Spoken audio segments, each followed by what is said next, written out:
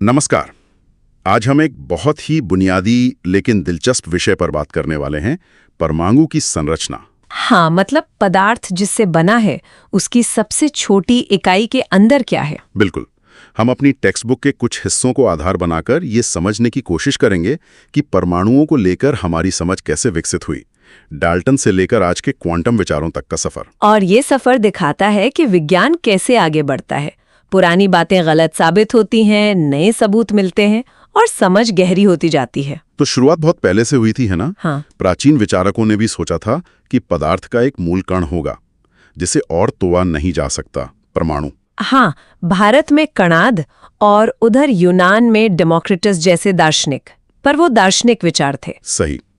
फिर 1808 में आए जॉन डाल्टन, जिन्होंने वैज्ञानिक आधार पर कहा कि हाँ, परमाणु है और वो अविभाज्य है। इसने केमिस्ट्री की कई गुत्थियां सुलझाईं। लेकिन एक छोटी सी चीज थी जो ये मॉडल नहीं समझा पा रहा था। कौन सी? जैसे कांच को रेशम से रगड़ने पर बिजली कैसे पैदा होती है। अगर परमाणु अविभाज्य है तो ये चार्ज कहाँ से आया? अच्छा, हाँ, ये बात तो है। यहीं से शक शुरू हुआ कि शायद परमाणु के अंदर भी कुछ है। बिल्कुल। 19वीं सदी के आखिर और 20वीं सदी की शुरुआत में हुए प्रयोगों ने यह साफ कर दिया कि परमाणु अविभाज्य नहीं है, उसके अंदर छोटे कण हैं। और सबसे पहले खोज हुई इलेक्ट्रॉन की, है ना? वो कैथोड रे ट्यूब वाले प्रयोग। हाँ, जे थॉमसन ने 1897 में उन्होंने दिखाया कि परमाणु में नेगेटिव चार्ज वाले कण होते हैं और उनका चार्ज टू मास रेशियो भी निकाला। फिर आए आर्य मिलिकन अपने प्रसिद्ध तेल बूंद प्रयोग के साथ। उससे इलेक्ट्रॉन पर कितना सटीक चार्ज है वो पता चला, -1.6 गुणा 10 की घात -19 कूलोम। और इससे इलेक्ट्रॉन का द्रव्यमान भी निकल आया, बहुत ही कम, करीब 9.1 गुणा 10 की घात -31 किलोग्राम, बहुत हल्का। सही। फिर पॉजिटिव चार्ज वाले कणों की बारी आई, प्रोटॉन। ये कैनाल किरणों के अध्ययन से पता चले। हाँ, और बाद में ये समझा गया कि हाइड्रोजन आयन ही सबसे छोटा और हल्का पॉजिटिव कण है, जिसे प्रोटॉन कहा गया। और फिर तीसरा कण जो काफी बाद में मिला, न्यूट्रॉन। वो जेम्स चैडविक ने 1932 में खोजा था, बेरिलियम पर अल्फा कणों की बमबारी करके। ये बिना किसी चार्ज वाला, मतलब न्यूट्रल कण था। तो अब हमारे पास ये तीन मूलभूत कण थे, इलेक्ट्रॉन, प्रोटॉन और न्यूट्रॉन। डाल्टन का मॉडल तो गया।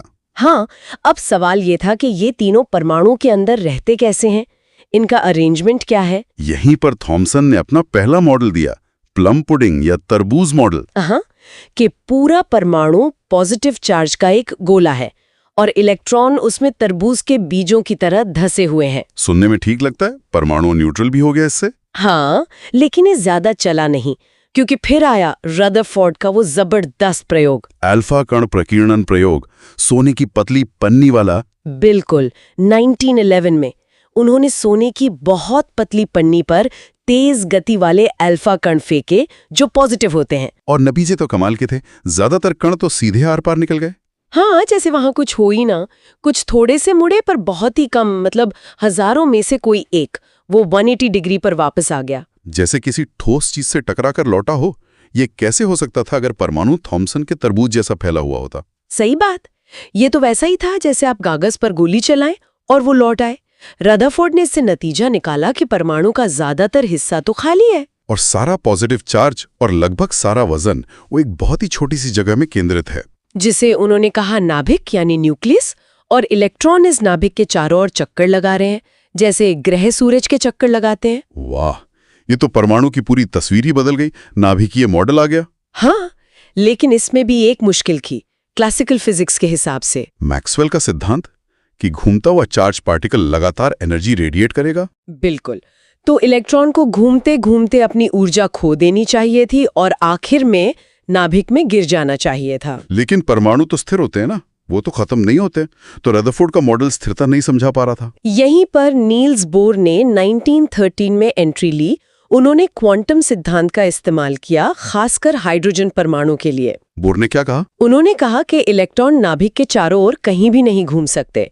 उनकी कुछ खास फिक्स्ड एनर्जी वाली कक्षाएं होती हैं और जब तक इलेक्ट्रॉन अपनी कक्षा में है वो ऊर्जा नहीं खोता। अच्छा, ऊर्जा का लेन देन तभी होता है जब वो एक कक्षा से दूसरी में कूदता है। हाँ, ऊपर की कक्षा में जाने के लिए ऊर्जा लेता है, नीचे आने पर ऊर्जा छोड़ता है। इसी से हाइड्रोजन का स्पेक्ट्रम भी समझाया जा सका। तो बोर का मॉडल काफी सफल रहा हाइड्रोजन के लिए। हाँ, एक बड़ा कदम था, लेकिन ये भी परफेक्ट नहीं था। ये सिर्फ एक इलेक्ट्रॉन वाले सिस्टम जैसे हाइड्रोजन, हीलियम आयन पर ही ठीक से काम करता था। ज्यादा इलेक्ट्रॉन वाले परमाणुओं के स्पेक्ट्रम या फिर स्पेक्ट्रम लाइनों पर मैग्नेटिक या इलेक्ट्रिक फील्ड के असर, जीमान और स्टार्क प्रभाव को ये नहीं समझा पाया। और ये भी नहीं बता पाया कि परमाणु मिलकर अणु कैसे बनाते हैं। मतलब अभी भी कहानी बाकी थी। तो इसके बाद क्या हुआ, क्या विचार आए? दो बहुत महत्वपूर्ण विचार आए जिन्होंने क्वांटम मैकेनिक्स की नींव रखी। पहला 1924 में लुई दे ब्रोगली का। उन्होंने क्या कहा? उन्होंने कहा कि जैसे प्रकाश की द्वैत प्रकृति होती है, तरंग भी और कण भी, वैसे ही इलेक्ट्रॉन जैसे कण भी तरंग की तरह व्यवहार कर सकते हैं। पदार्थ की द्वैत प्रकृति। कण भी और तरंग भी, ये तो अजीब बात है ना? और दूसरा बड़ा आइडिया आया 1927 में, वर्नर हाइजेनबर्ग का अनिश्चितता सिद्धांत। अच्छा, वो ये कि आप किसी कण की पोजीशन और मोमेंटम या वेलोसिटी दोनों एक साथ बिल्कुल सटीक नहीं नाप सकते। बिल्कुल। अगर आप एक को ज्यादा सटीकता से जानेंगे तो दूसरे में उतनी ही अनिश्चितता बढ़ जाएगी। तो अगर इलेक्ट्रॉन तरंग जैसा भी है और उसकी पक्की जगह और रफ्तार एक साथ पता ही नहीं चल सकती, तो फिर बोर की वो निश्चित कक्षाओं वाली बात गलत हो गई। इलेक्ट्रॉन का कोई तय रास्ता नहीं हो सकता। तो फिर क्या है? इलेक्ट्रॉन कहाँ है? हम ये नहीं बता सकते कि इलेक्ट्रॉन कहाँ है। हम सिर्फ ये बता सकते हैं कि नाभिक के आसपास किसी जगह पर उसके पाए जाने की संभावना कितनी है। संभावना मतलब प्रोबेबिलिटी? हाँ, यहीं से क्वांटम यांत्रिकी मॉडल शुरू होता है। इसमें इलेक्ट्रॉन के व्यवहार को एक गणितीय फंक्शन, वेव फंक्शन साई पीस से दर्शाते हैं। और ये वेव फंक्शन क्या बताता है? वेव फंक्शन का स्क्वायर, साई स्क्वायर, किसी बिंदु पर इलेक्ट्रॉन के पाए जाने की प्रायिकता घनत्व बताता है। नाभिक के चारों ओर का वो 3D स्पेस जहां इलेक्ट्रॉन के मिलने की संभावना सबसे ज्यादा, जैसे 90% होती है, उसे कक्षक या ऑर्बिटल कहते हैं। ऑर्बिट नहीं, ऑर्बिटल। सही। और इन ऑर्बिटल्स की अपनी निश्चित ऊर्जा, आकार, जैसे s ऑर्बिटल गोल, p ऑर्बिटल डंबल जैसा, और दिशा होती है, जिन्हें क्वांटम संख्याओं n, l, ml से बताया जाता है। एक चौथी क्वांटम संख्या ms इलेक्ट्रॉन के स्पिन के लिए भी होती है। हाँ, तो ये क्वांटम यांत्रिकी मॉडल आज परमाणु को समझने का सबसे अच्छा तरीका है। ये बोर मॉडल की कमियों को दूर करता है और परमाणुओं के व्यवहार, उनके स्पेक्ट्रम, उनके बंधन बनाने की क्षमता, इन सब की कहीं ज्यादा सटीक व्याख्या करता है। तो ये सफर कितना अद्भुत रहा है। एक ठोस अविभाज्य गोले से शुरुआत हुई, फिर नाभिक और कक्षाओं वाला मॉडल आया, और अंत में हम पहुंचे संभावनाओं और ऑर्बिटल्स वाले क्वांटम मॉडल तक। ये दिखाता है कि वैज्ञानिक समझ कैसे लगातार विकसित होती है। बिल्कुल, सबूत मिलते जाते हैं और मॉडल बेहतर होते जाते हैं। ये कभी खत्म न होने वाली प्रक्रिया है। और जाते जाते श्रोताओं के सोचने के लिए एक बात छोड़ जाते हैं। हाँ, अगर पदार्थ के इतने मूलभूत स्तर पर कणों का व्यवहार निश्चित नहीं है, बल्कि संभावनाओं पर आधारित है, तो ये हमारी रोजमर्रा की दुनिया, जिसे हम इतना ठोस और निश्चित समझते हैं, उसकी वास्तविकता के बारे में क्या कहता है?